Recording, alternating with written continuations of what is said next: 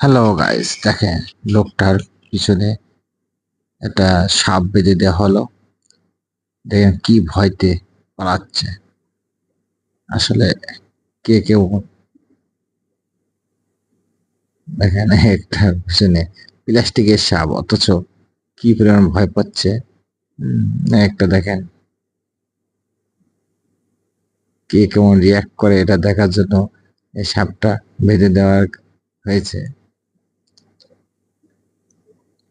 দেখেন এই একটা লোকে সাপ বেঁধে দেওয়ার পরে দৌড়াচ্ছে। সে ওইটা দিয়ে বাড়ুচ্ছে কিন্তু যাচ্ছে না। উম, একদম মনে হচ্ছে অরিজিনাল সাপ, বোঝার উপায় নাই। দেখেন সে এই লোকটাই ধরতে পারলো, আসলে এই লোকটাই উইনার হলো। উম, আর